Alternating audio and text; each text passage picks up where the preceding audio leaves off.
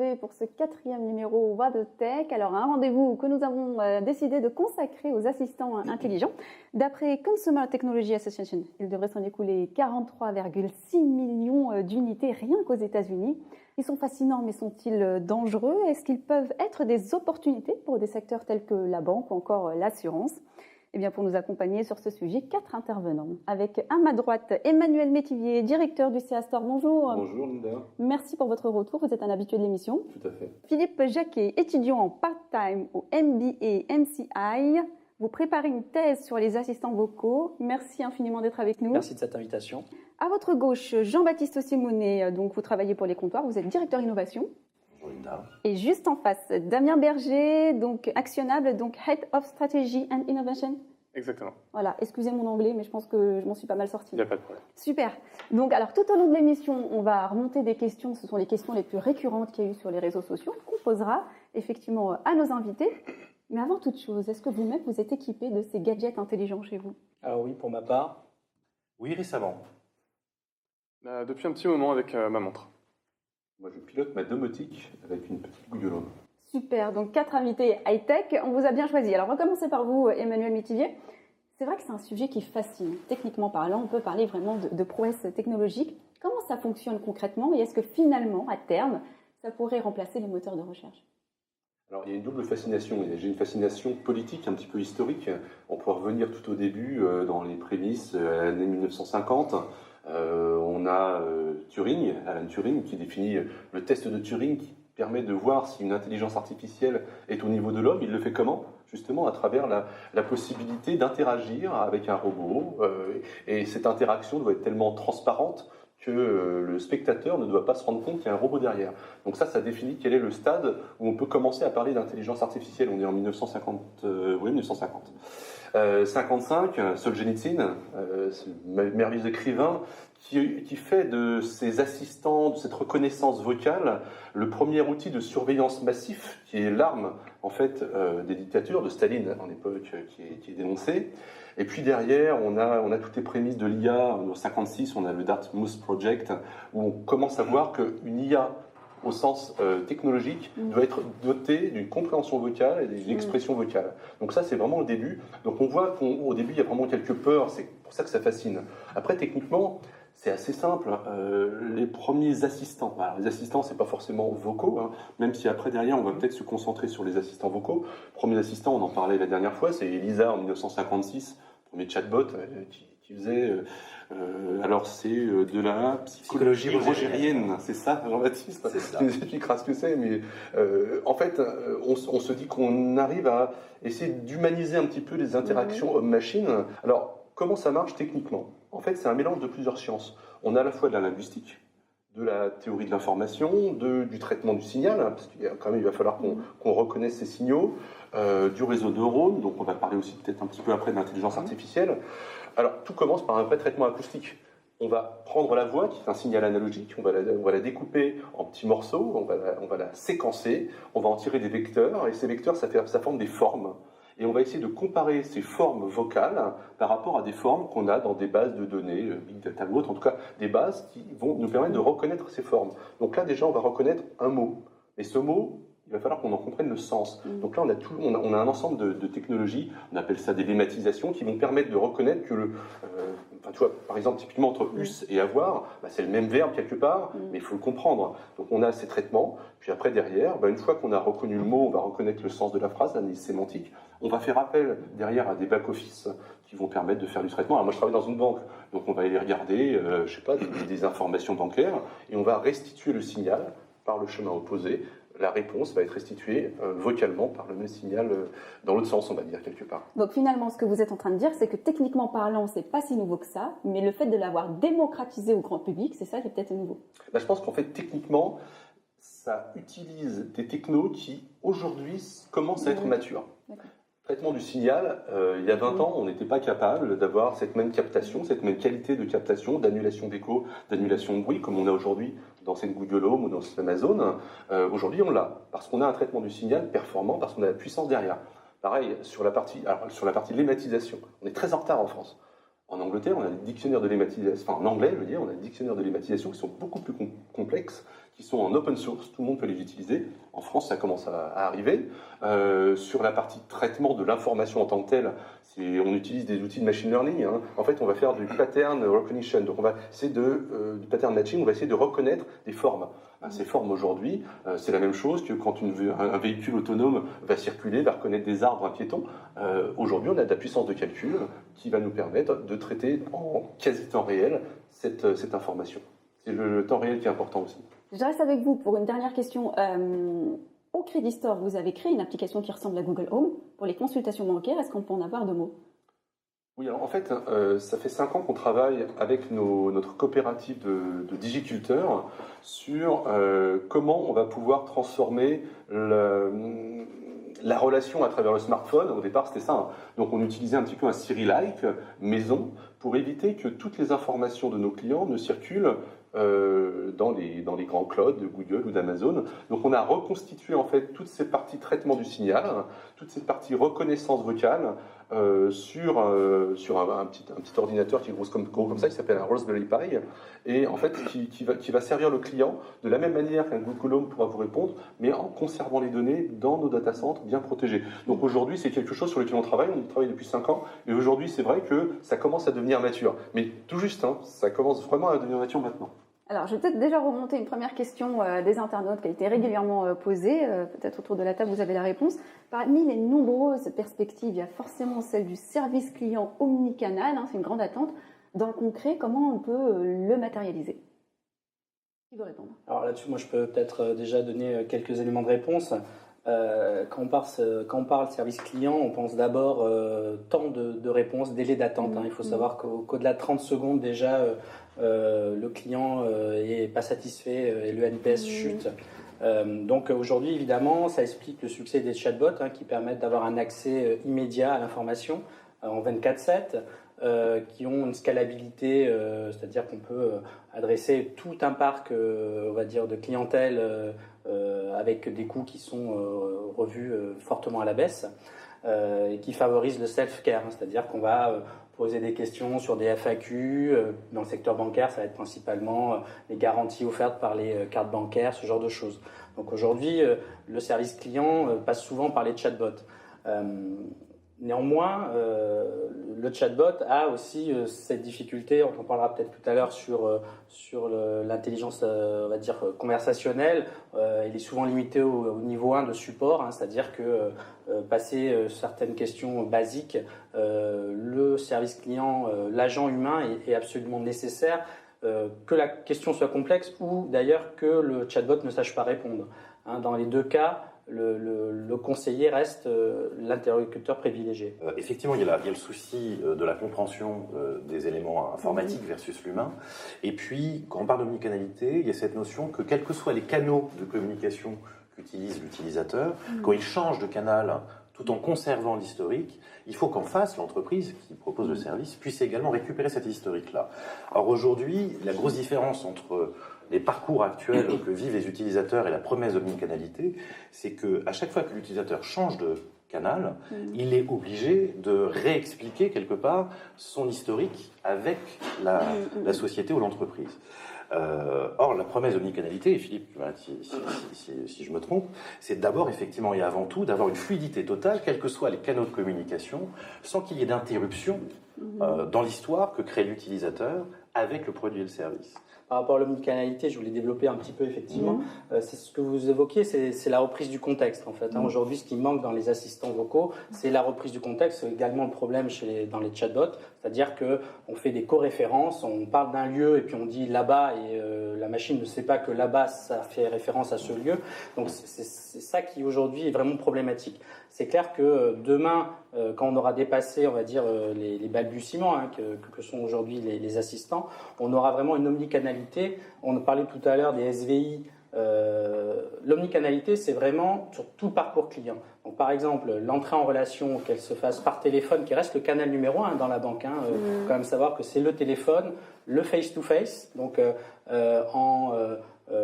avec des assistants et par la symétrie des attentions pour avoir des conseillers en banque qui seront également aidés dans le conseil vis-à-vis des clients.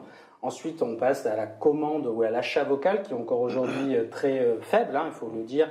On parle entre 2 et 35% en fonction des marchés, en fonction aussi des études qui sortent.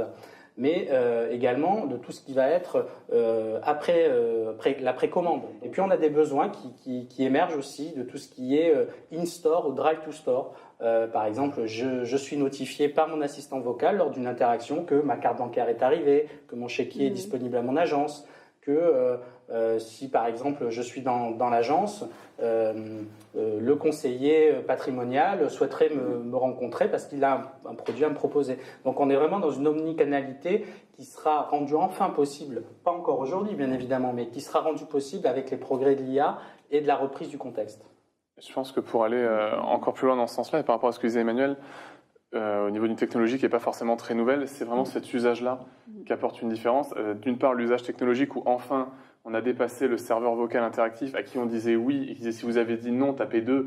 Et en fait, on criait oui une troisième fois dans le téléphone, donc on a déjà cette barrière-là qui est levée. Et en effet, le début de la réalisation de cette promesse de non seulement de contexte, mais aussi peut-être de personnalisation, et là, c'est un contexte encore plus complexe, c'est ces usages-là qui font qu'aujourd'hui, ça va se démocratiser parce qu'on est vraiment sur un assistant à qui on se dit demain, je vais pouvoir lui demander quelque chose qui vraiment va me servir à quelque chose, même si aujourd'hui, un des cas d'usage les plus fréquents, c'est Siri, raconte-moi une blague. Mais demain, l'idée, c'est vraiment de se dire que ça se démocratise parce qu'il y a une prise de conscience qu'on peut en faire quelque chose et qu'il y a un gain à aller en tirer. Alors, peut-être aussi pour vous encore, Philippe, j'ai appelé une question, la découvrabilité. Donc, j'y suis arrivée du premier coup, je crois que tout le monde l'a noté. La masse de documents manipulables par les machines, c'est encore peu connu finalement du grand public. Est-ce que vous pouvez déjà nous rappeler ce que c'est ? Il y a deux choses en fait dans la découvrabilité, il y a deux aspects. On en a parlé, le premier concerne, on va dire, tout ce qui est évolution du machine learning, qui est finalement la technologie qui sous-tend et les assistants vocaux et la reconnaissance d'images. Si on arrive demain à, on va dire, indexer l'ensemble du contenu existant ou qui peut être scanné, on va vraiment rentrer dans un monde où on ne sera plus dans de la recherche de mots-clés, mais dans la recherche de la pertinence sémantique, c'est-à-dire de l'intention du fond et non plus de la forme. Aujourd'hui, la pertinence, elle est évaluée sur la répétition de mots-clés. Après, vis-à-vis de la découvrabilité, on l'a dit également tout à l'heure, beaucoup voyaient dans les applications vocales un remplaçant des applications mobiles, avec des taux de rétention qui vont jusqu'à 6 fois ceux des applications mobiles. Pour autant, les applications mobiles où il était difficile d'émerger parmi le flot d'applications qui paraissent quotidiennement, on a la même problématique au sein des plateformes de messaging où votre bot, parmi les 300 000 bots, doit exister, doit être découvert et il faut savoir comment il s'appelle, savoir comment l'invoquer, c'est-à-dire comme sur un assistant, lui dire « et Siri, et Alexa, lance telle application » ou demande, voilà. Et savoir comment le lancer, en fait, savoir comment l'activer. Damien Berger, Emmanuel Métivier, peut-être un mot sur la question et puis aussi sur la fin du libre arbitre, peut-être, selon vous ? C'est vrai qu'il y a une chose particulière, on faisait le parallèle avec une application sur un téléphone mobile ou un site web. Aujourd'hui, vous faites une recherche sur Internet, vous avez tout un lot de résultats. Alors après, vous pouvez avoir vos biais qui sont les vôtres, cliquez sur le lien qui vous arrange le plus, mais vous avez quand même tout un lot de résultats qui vient. Quand vous posez une question à un assistant, qui soit vocal ou un chatbot, le plus souvent, il va vous donner une réponse, celle qui aura été jugée par la manière dont il a été conçu la plus pertinente. Après, charge à vous de faire jouer votre libre arbitre, de considérer si cette réponse vous convient ou non. Alors évidemment, si la question c'est combien de temps dois-je faire cuire un œuf pour qu'il soit dur, on a plutôt faible risque, voilà, consensus sur la durée. Si la réponse c'est pour qui dois-je voter, évidemment, la question est plus compliquée. Aujourd'hui, c'est une problématique qui a été adressée, par exemple, entre autres par Google, qui se pose la question, qui a sorti une fonctionnalité, alors qui n'est pas encore disponible en France, qui propose de ne donner que des bonnes nouvelles. Mais ça pose toute la question de la subjectivité de qu'est-ce qu'une bonne nouvelle. Oui. Alors sans retourner dans un registre politique ou news, ne serait-ce que la victoire d'une équipe de football, selon la personne, c'est une très bonne nouvelle ou bien une très mauvaise nouvelle. Et donc là, on est en plein dans la question de contexte, de personnalisation, et donc de choses qu'aujourd'hui on cherche encore un peu, et peut-être on apprend en marchant au fur et à mesure. La notion de libre arbitre, elle s'exprime également dans le champ où les assistants personnels vont s'exprimer. Aujourd'hui, on le voit essentiellement, on le voit d'ailleurs sur la table, sur les assistants vocaux, qui sont caractérisés par des objets connectés. On le voit également sur les smartphones, sur les téléphones intelligents, sur lesquels on a donc Siri, on a Google Home, Google Allo, et j'en passe, c'est des meilleurs. Effectivement, tu l'évoquais tout à l'heure, Emmanuel, un des futurs possibles pour les smartphones, c'est la disparition des applications, dont on sait que le modèle est fondamentalement bancal aujourd'hui, ne fonctionne pas, pour être remplacé par une interface omnisciente, multimodal, où je pourrais effectivement interagir par le doigt, par le vocal, parce que le vocal n'est pas idéal dans toutes les situations, on en parlait tout à l'heure dans le contexte.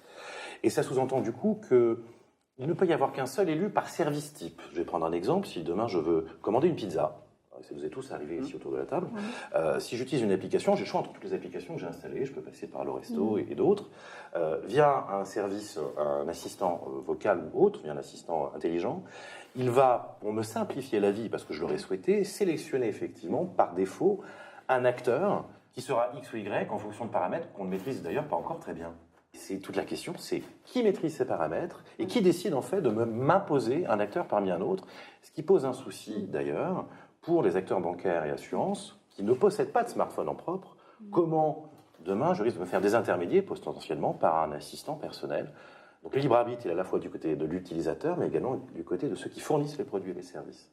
Alors, une des questions qui est également souvent revenue, sur le long terme, peut-on imaginer un monde où les assistants vocaux seront intégrés à tous les devices? Peut-être, je ne sais pas, Emmanuel, pour répondre à ça. Je pense qu'aujourd'hui, on en est au balbutiement. L'assistant vocal, en fait, c'est un outil qui, comme tu le disais tout à l'heure, Jean-Baptiste, s'adapte à une situation. Je ne vais pas consulter mon compte en banque en parlant comme ça à tue-tête, en plein milieu de la rue, au bureau. Et il est ridicule de vouloir, aujourd'hui, je pense, consulter ses comptes en banque en direct, même chez soi, avec ce genre d'éléments. Alors, on a plusieurs soucis, des soucis d'identification. Qui est la personne qui parle derrière? Je n'ai pas dit d'authentification, c'est le deuxième souci derrière. Et puis, forcément, confidentialité des informations. En revanche, il y a des situations où l'assistant vocal est hyper pertinent. Je te parlais tout à l'heure, il y a le mondial de l'auto, je ne sais plus comment il s'appelle comme ça, qui a ouvert hier. Dans l'automobile connectée, vous avez, c'était la semaine dernière, Google, qui a passé un accord avec Renault, Nissan, Mitsubishi. Ils vont rentrer dans le véhicule. Et là, pourquoi faire? Pas forcément pour faire de la voiture autonome, quoique ils vont en faire certainement aussi un petit peu, mais parce qu'à l'intérieur de ce véhicule, on est dans un espace clos, on a les deux mains sur le volant, on a les yeux normalement sur la route, et si on veut rentrer en interaction simplement pour demander son chemin à la voiture ou pour peut-être interagir avec son banquier, on a là l'usage parfait de la voix. Donc ça marche très bien dans cette situation-là. Donc je pense, moi, que ça, c'est des démos, c'est des tests, ça marche bien. Je pense que l'idée d'Apple, j'ai l'impression qu'ils n'en vendent pas beaucoup, mais de se dire que plutôt que de faire un assistant, on va faire une boîte hi-fi, une boîte qui va jouer de la musique et qui derrière intégrera Siri, c'est pas forcément complètement idiot. En tout cas, c'est peut-être un peu plus pérenne que de faire des outils comme ça qui changent tous les 6 mois et qui grosso modo sont très limités. Par contre, que cette fonction vocale soit intégrée dans la voiture, dans le frigo, dans des choses comme ça, là j'y crois beaucoup plus. Là-dessus, j'aimerais ajouter quelque chose, effectivement. Il faut voir qu'aujourd'hui, Facebook, parmi les GAFAM, a gagné la bataille en fait, de notre attention visuelle. Et les autres GAFA, en fait, sont dans un positionnement d'essayer de nous, on va dire, éloigner de l'écran. Et c'est pour ça qu'ils se battent aujourd'hui pour gagner la bataille de nos oreilles. Alors, avec évidemment des business models qui diffèrent. On a un Google qui est plutôt positionné effectivement sur le search, qui donc souhaite continuer et perdurer dans cette voie-là, avec un Amazon qui essaye de passer outre les technologies qui ne maîtrisent pas, ni du point de vue des smartphones, qui est monopolisé par Android, Google d'un côté, et l'iPhone Apple de l'autre, et qui cherche un canal direct auprès de ses clients. Et donc, effectivement, la monétisation derrière des données des utilisateurs ne sera pas la même chez un Google ou chez un Amazon. D'ailleurs, on n'a pas parlé de la personnalisation et de l'identification de la voix. Qui veut répondre à cette question? Finalement, à quoi on peut s'attendre sur le long terme s'agissant de technologie? Je pense que c'est une évolution sur laquelle il va falloir qu'on travaille avec les grands acteurs, parce qu'aujourd'hui, c'est vrai que ces possibilités de personnalisation de la voix, de signature de marque auprès de la voix sont très limitées. Nous, les tests qu'on a fait, grosso modo, dans les réponses, on peut avoir, chez Google, je crois, c'est les choix entre 4, 5 voix maximum. 8 voix. On ne peut pas choisir notre propre personnalisation, comme on choisit dans la palette Pantone notre choix de logo ou même des signatures olfactives qu'on a dans nos agences. Donc ça, c'est un vrai sujet sur lequel il va falloir travailler. Aujourd'hui, c'est beaucoup trop limité à notre goût pour pouvoir avoir cette vraie relation qu'on pourrait instaurer avec une voix. Alors, on ne pouvait pas évidemment parler de ce sujet sans forcément parler de la protection des données et mettre en évidence ce fait divers aux États-Unis dont vous avez peut-être entendu parler, de ce couple dont les conversations ont été enregistrées dans le cloud d'ailleurs. Ça pose forcément la question entre la protection des données et cette fameuse question de RGPD qui a été mise en place en mai dernier. Avant de répondre, Jean-Baptiste Simonet, je rappelle juste que l'entreprise NIPS, elle a choisi finalement de protéger les données de ses clients en ne les divulguant pas, donc c'est possible. Oui. Alors c'est tout à fait possible. Alors, je crois d'abord qu'il faut repréciser pourquoi, dans quel contexte en fait ces données ont été capturées. Il faut comprendre que le modèle, la mécanique de captation de la voix fait que le système connecté doit toujours écouter ce qui se passe dans la pièce pour pouvoir justement capter l'intention, on en parlait tout à l'heure, l'intention de l'utilisateur de passer une commande. L'objet, encore aujourd'hui, est relativement bête, c'est-à-dire qu'il n'est pas capable de comprendre un contexte et donc il doit capter l'information dans les échanges qui sont produits. Et le fait est qu'aujourd'hui, pour des raisons de puissance de calcul, on est obligé de passer par le cloud. Parce qu'on est sur la notion de la big data, c'est-à-dire de la capacité à traiter des volumes de données importants et multilogiques, c'est-à-dire à la fois de la sémantique, de la sémiologie et puis des données structurées. Donc c'est nécessaire de passer par le cloud. Donc effectivement, l'enregistrement, quelque part, il est assez naturel. Si demain vous achetez un périphérique Linda chez vous, on va vous enregistrer effectivement dans le cloud, dans toutes vos communications. Donc la question, elle est à la fois de savoir si ça, d'un point de vue éthique, c'est acceptable pour l'utilisateur, et ensuite de savoir si c'est quelque chose qui est pérenne, c'est quelque chose qui est nécessaire pour l'usage de ces outils-là. Effectivement, Snips, la start-up, a montré qu'il était possible, qu'il y avait une autre voie pour faire de la commande vocale sans forcément accéder au cloud, qui est le vrai problème derrière ce sujet-là. Pour autant, ça reste une start-up certes très intéressante dans sa mécanique, avec un modèle d'apprentissage qui lui est propre, qu'on appelle d'ailleurs la fake data, a produit elle-même de la donnée qui apprend, qui nourrit son machine learning. Ce qui lui permet du coup de s'affranchir effectivement du cloud entre autres. Pour autant, ça ne répond pas à toutes les problématiques dont les outils connectés ont besoin et les technologies dont ils ont besoin pour fonctionner. Alors, ensuite, derrière ça, les Américains ne se posent pas la question de la RGPD jusqu'à présent, parce que chez eux, ils n'ont pas ce sujet-là. On l'a en Europe, et c'est plutôt souhaitable. On voit en fait deux modèles émerger. Je pense que, d'ailleurs, Damien, je lui passerai la parole après, pourra nous éclairer un peu mieux que moi sur ce point de vue-là. On a d'un côté le machine learning nourri par de la data, alors on peut l'appeler big data, on peut l'appeler autrement, mais de la data, et elle apprend par le fait d'accéder à une quantité phénoménale de données, qu'elles soient structurées ou non structurées. Et puis on a un deuxième modèle qui est en train d'émerger, qu'on appelle l'IA explicable, qui est en fait un système sur lequel il ne s'appuie plus sur de la data qui nourrit une boîte noire d'algorithmes, sur lequel on ne peut pas prédire ni le fonctionnement, ni la pertinence du résultat, versus donc l'IA explicable qui, elle, définit que tout son modèle de fonctionnement doit être explicable à tout moment par l'utilisateur et pour l'utilisateur. Et dans ce cas précis, l'RGPD n'est pas un frein, mais en fait une vraie chance. En effet, aujourd'hui, on va avoir deux choses. On va avoir un certain nombre d'algorithmes où, de la manière dont ils sont entraînés, en fait, on va faire rentrer des données dans des machines qui vont être traitées, qui vont amener à des résultats, alors que ce soit voilà ce que j'ai compris, voilà ce que cette voiture risque de faire, par exemple, il faut freiner, ou cette personne veut une pizza, et on peut avoir un certain nombre d'algorithmes qui vont amener à un résultat, et qui, de base, ne fournissent pas forcément d'explications, disent voilà ce que moi, de par mon entraînement, j'ai envie de faire.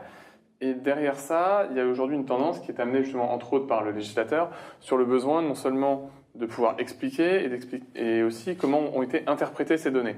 Et là, il y a deux façons de fonctionner. Certains modèles, eux, produisent avec leurs résultats les variables qui ont amené à cette décision. J'ai décidé qu'il fallait freiner car j'ai détecté un enfant à moins d'1 mètre et que la vitesse était supérieure à telle, etc. Quand bien même ce n'est pas une règle qui a été codée par un programmateur au départ. Et d'autres modèles aujourd'hui plus compliqués qui de base ne sont pas explicables et sur lesquels aujourd'hui les chercheurs se penchent pour pouvoir non pas expliquer l'ensemble des résultats et dire quelles ont été les règles qui ont amené ce lot de résultats, mais ce résultat-là, particulier, localement, celui-ci, comment est-ce que je l'explique ? Et là, résultat par résultat, on commence à pouvoir amener un niveau d'explicabilité qui aujourd'hui est souhaitable. d'autant plus si on parle généraliser et on parlait d'usage tout à l'heure, aujourd'hui, il n'est pas acceptable de pouvoir dire à quelqu'un, monsieur ou madame, la réponse est oui ou la réponse est non, et à la question pourquoi, parce que l'ordinateur l'a dit.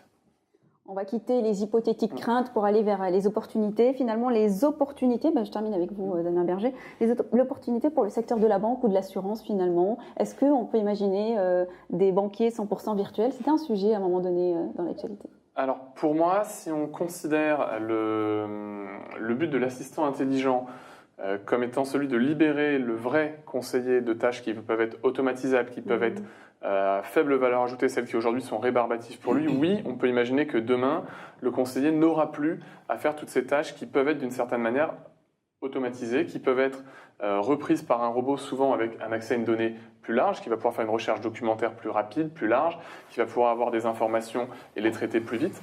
Néanmoins, ce temps-là, il va permettre au conseiller de se reconcentrer sur son métier à lui, et son métier qui est donc la base, l'humain, qui est de conseiller. Et donc, des conseillers 100% humains, oui, sur toutes les relations transactionnelles. Demain, j'ai envie de faire un virement bancaire, je sais à quel produit je veux souscrire, je veux simplement assurer mon téléphone. Je n'ai pas besoin d'avoir un humain qui, derrière, va aller remplir des formulaires. En revanche, si je ne sais pas vraiment, est-ce que c'est le moment d'investir, où en est le marché de l'immobilier, là, justement, il va pouvoir prendre ce temps pour m'accompagner, parce qu'il a été libéré par l'assistant. En tout cas, moi, c'est ma conviction. Le conseil. Le conseil. Finalement, aujourd'hui, en banque, on peut voir différentes catégories. Il va y avoir la catégorie la plus simple, qui va consister à s'épargner d'aller sur un site web chercher une information qui est ouvertement publique. Par exemple, quel est le cours d'une action, quelles sont les conditions pour souscrire à un produit. On peut ensuite aller une étape plus loin et avoir l'accès à des informations qui sont personnelles. Ça peut être le dernier virement reçu, l'état d'un compte bancaire. Si on prend l'étape encore plus loin, on va vouloir agir sur nos produits bancaires. Ça peut être transférer de l'argent à une personne qui vient de nous inviter à manger. Ça peut être souscrire à un produit d'assurance avant de partir peut-être en déplacement.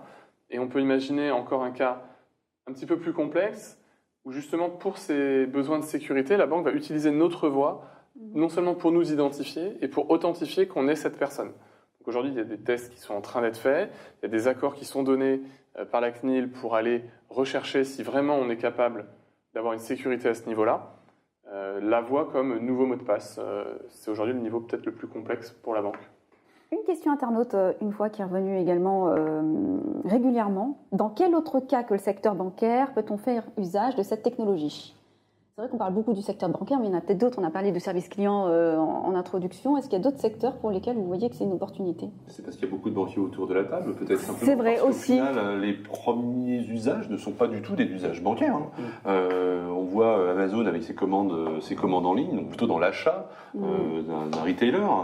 On peut imaginer effectivement toute la partie commande de différents outils techniques à travers une interface unique. Mais je vois que, au contraire, la banque, avec cette nécessité de protection des données personnelles, on revient à la GDPR, est peut-être un des utilisateurs les plus regardants quant à la technologie et les moins à se lancer comme ça, tête baissée, en disant voilà, on va faire notre bot, on va faire notre voice bot, et puis on verra la sécurité. Non, au contraire, on regarde d'abord la sécurité, nous, et puis on y va après. Pour rebondir justement sur ce que tu dis, Emmanuel, il est vrai que les assistants personnels aujourd'hui se développent sur des verticales. Tout simplement parce que pour des raisons de champ sémantique, donc de maîtrise de la compréhension de l'informatique par rapport à un langage humain, il est beaucoup plus facile de maîtriser un champ sémantique sur un secteur donné, le secteur bancaire, mais ça peut être le secteur de l'automobile ou de l'achat, que d'être omniscient, donc d'être capable de comprendre un champ sémantique extrêmement développé, ce que nous humains sommes faits pour comprendre, ce que la machine naturellement n'est pas capable. Donc aujourd'hui, ce sont des verticales sur un secteur donné, et le Saint Graal, évidemment, on en a parlé tout à l'heure avec les GAFAMI, mais pour l'ensemble des acteurs, c'est d'être omniscient, d'être capable d'adresser l'ensemble des problématiques de l'utilisateur. Ça viendra. On est encore très très loin, bien évidemment, mais on a, et pour l'utilisateur et pour les entreprises, une nécessité en fait de simplifier les parcours utilisateurs, on en parlait tout à l'heure, et on est condamné à ce qu'il y ait une transversalisation, entre guillemets, de ces outils sur l'ensemble des secteurs. Alors finalement, un monde où ces nouvelles technologies vont intégrer tous les devices, vous y croyez alors finalement? Je crois qu'il y a le domaine effectivement, de la croyance personnelle autour de la table. Hein, et je crois qu'on est tous d'accord pour dire que c'est même plus une croyance. C'est-à-dire que le marché, aujourd'hui, ne se pose plus la question de savoir qu'est-ce que sera demain l'existence des assistants personnels. On sait qu'ils seront partout. La question qu'on se pose, c'est à quel niveau ils vont être effectivement imprégnés dans mon quotidien en termes d'usage et à quel niveau l'utilisateur, lui, est prêt à accepter l'intégration de ces outils-là dans son quotidien. On fait souvent un parallèle entre les évolutions technologiques et la capacité des utilisateurs à l'intégrer dans leur quotidien, en la parallélisant totalement. En fait, ce n'est pas vrai. Les évolutions technologiques vont toujours beaucoup plus vite que la capacité des humains à intégrer en fait ces évolutions-là dans leur quotidien. Donc, la temporalité n'étant pas la même, la question qui se pose aujourd'hui, c'est quand, plus que comment, et qui va gagner quelque part. Parce qu'il ne va pas y avoir X gagnants dans l'histoire, tout simplement parce que pour l'utilisateur, on en revient encore une fois sur la simplicité d'usage, il sera beaucoup plus simple d'avoir un seul acteur sur lequel j'interagis que d'avoir de multiples acteurs en fonction des outils que j'utilise. Donc on est sur une homogénéisation condamnée. Je rejoins sur ce point-là, en étant en même temps peut-être pas complètement aligné. Quand nous on a essayé de réfléchir justement, et là où je rejoins le point, c'est qu'on voit à peu près comment ça va évoluer. Ce qui est difficile, c'est de dire quand. Si on regarde dans le passé, en effet, il y a déjà 10 ans, on avait des assistants de notification. Attention, ça va être l'heure de votre rendez-vous. Attention, il pleut. Ensuite, aujourd'hui, on a un stade qui est plutôt l'assistant FAQ, qui est de se dire, on va poser des questions, souvent les plus fréquentes. Est-ce qu'il va pleuvoir demain? À quelle heure est le prochain train pour Paris? Et on commence, c'est vraiment ce domaine-là qu'aujourd'hui on commence à voir se développer, avec souvent 2-3 questions qui vont s'enchaîner, mais on est vraiment au niveau FAQ. Pour nous, le troisième niveau, ça va être celui de l'assistant contextuel, alors qu'on commence à toucher du doigt, entre autres, avec Google Duplex, qui est cet assistant qui est capable de prendre rendez-vous pour vous au restaurant ou chez le coiffeur, en se faisant peut-être passer pour un humain, et qui, quand vous allez lui demander tiens, c'est l'heure de votre réunion. Ah ok, donc niveau 1. Niveau 2, est-ce qu'il y a du trafic? Oui, aujourd'hui, attention, c'est bouché au centre de Paris. Donc au troisième niveau, quand il y a des embouteillages, mieux vaut prendre ce parcours-là et je vais vous apporter du contexte et peut-être profitez-en pour passer prendre votre costard au pressing. Et on va ramener un niveau 4 ensuite qui est celui pour moi de l'assistant personnalisé. C'est-à-dire qu'on a non seulement le contexte, mais l'assistant va savoir que vous, il vaut mieux à ce moment-là vous proposer de repousser ce rendez-vous car vous ne pourrez pas y être à temps ou au contraire vous recommander les services de ce taxi avec qui vous avez l'habitude de travailler.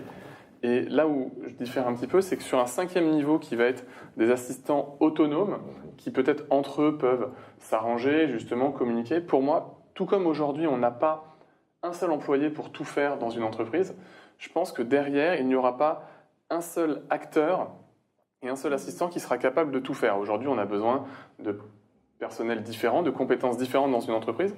Peut-être que d'un point de vue utilisateur, on aura un seul device à la maison, ou peut-être une seule interface intégrée à différents objets, mais je suis convaincu que derrière, on aura une espèce d'organisation d'assistants qui, entre eux, auront chacun leur pôle. Là, en fait, vous touchez le cœur en fait, de ma thèse.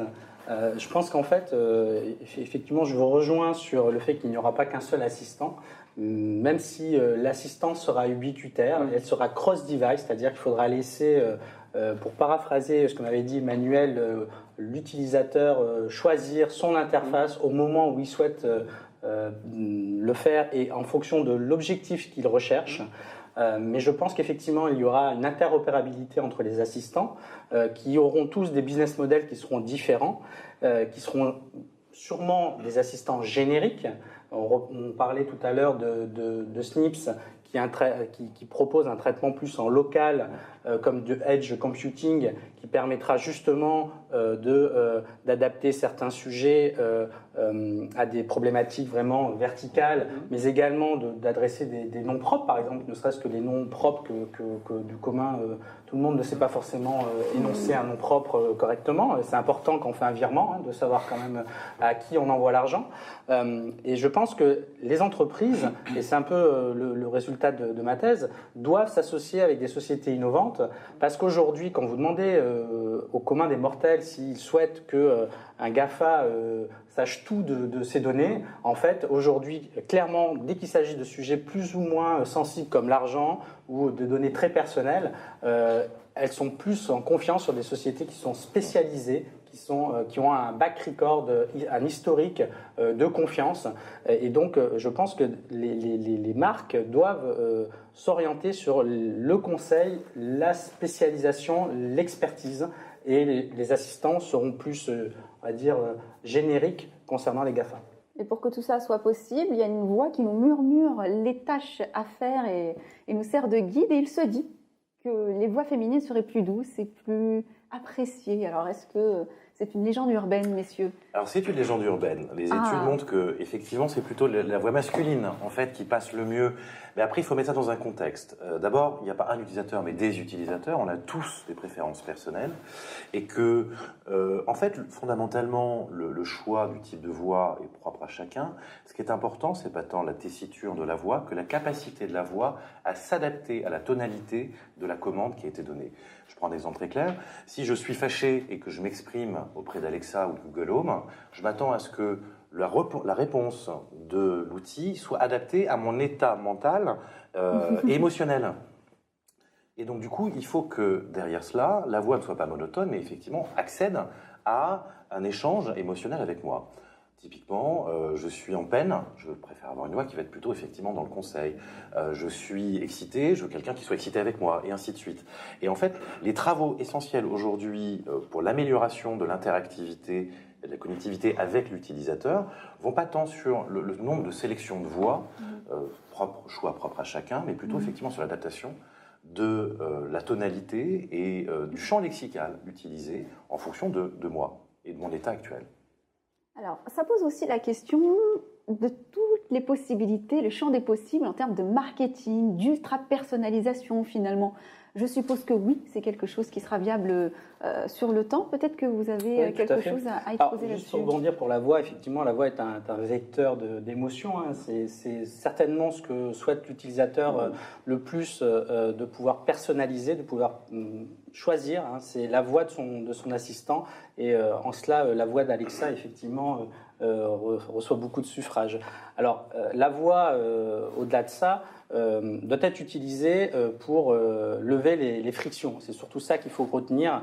Elle ne s'adapte pas à tous les usages. Et concernant le marketing, en fait, elle va surtout être associée, grâce à l'intelligence artificielle, à un ciblage qui va être beaucoup plus pertinent, qui va en fait diminuer, on va dire, la pression commerciale qui est jugée trop forte. Hein. On voit de plus en plus de gens qui mettent des adblockers sur leur navigateur Internet. Grâce à l'intelligence artificielle, on pourra cibler de manière plus pertinente chaque utilisateur et derrière proposer des solutions qui sont adaptées, qui sont contextualisées, qui sont personnalisées, délivrer le bon message au bon micro-moment. Et vous, personnellement, vous préférez voix féminine ou masculine? Un petit sondage là autour de la table. Alors, en fait, ça dépend de choses. Sur des commandes courtes et sur des réponses courtes, plutôt une voix féminine. Et sur un dialogue plutôt long, plutôt une voix masculine. Damien, Emmanuel? Je me suis jamais vraiment posé la question. En fait, je crois que j'ai la voix par défaut. Alors moi, je me suis déjà posé la question. Effectivement, par exemple, pour un assistant auto, quelque chose qui doit vous conduire dans des ordres assez vifs, on a le choix.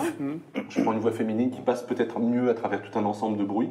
Et par contre, pour un assistant ou par exemple à domicile, j'aurais préféré avoir le choix d'une voix masculine. Mais je crois que malheureusement, par défaut, sur les Google Home, on n'a pas le choix. C'est féminin sur Alexa et Google Home, effectivement, je ne crois pas qu'il y ait encore le choix. Alors, en fait, je rappelle que Apple a fait le choix d'une voix masculine, hein, puisque Siri, et que Alexa, effectivement, a une voix très féminine, qui utilise beaucoup de prosodie, des murmures, vous l'avez dit tout à l'heure. Et également, je note que Alexa ne propose pas des voix par défaut. Et à mon sens, c'est dans une stratégie vraiment de personnalisation, d'anthropomorphisme, mon assistant Alexa, mon assistant qui vit, comme ils le disent, dans mon salon, alors que Google, lui, passe la parole à un assistant tierce partie, et donc qui a sa propre voix, sa propre personnalité, son propre bot persona. Bon, ça reste globalement équitable. Oui. Alors, l'usage qu'on en fait finalement de ces assistants intelligents n'est pas uniquement en gadget. Hein, ils arrivent même à séduire des personnes qui, de prime abord, ne sont pas forcément attirées par tout ce qui est gadget. Je crois que c'est... Vous avez une anecdote là-dessus, Damien Berger, partagez-la avec nous. Oui, parce que c'est vrai que souvent, les personnes les plus exclues de toutes ces innovations digitales peuvent être les personnes les plus âgées qui sont pas forcément très appétantes. Et moi, c'est vrai que je me souviens avoir offert un jour une tablette à ma grand-mère, avoir essayé de lui expliquer que c'était génial, qu'elle allait pouvoir voir mes photos, qu'elle allait pouvoir m'appeler en vidéo. Et malheureusement, je pense qu'une fois que je suis parti, elle a oublié comment la recharger. Et la tablette est restée dans un tiroir. En revanche, depuis qu'elle a ce petit haut-parleur sur lequel il suffit de dire téléphone à Damien, je crois qu'on ne s'est jamais autant parlé au téléphone. Donc parler, ça reste naturel. Il n'y a pas besoin de cours, il n'y a pas besoin d'expliquer à quel endroit on est sur l'écran. C'est peut-être par là que c'est une technologie la plus inclusive. Oui, complètement. Le langage naturel permet d'exprimer, c'est la manière la plus simple d'exprimer ses intentions, sa pensée, alors que le texte est 3 à 4 fois plus lent. Et d'ailleurs, des études neurologiques montrent bien que c'est quand l'esprit est fatigué, finalement, la voix reste le canal de communication qui est privilégié. Au-delà de la voix, je crois qu'il est aussi intéressant de parler d'une étude qui est sortie il y a un mois et demi aux États-Unis, sur le rapport qu'ont les utilisateurs, plus particulièrement les 18-35 ans, par rapport aux assistants personnels, qu'ils soient vocaux ou pas. Et près d'un tiers, je n'ai plus le chiffre exact, mais c'est à peu près un tiers, près d'un tiers des personnes étudiées ont déclaré que l'assistant personnel qu'il utilise, quel qu'il soit, il le traite comme un ami. On parlait tout à l'heure justement d'anthropomorphisme.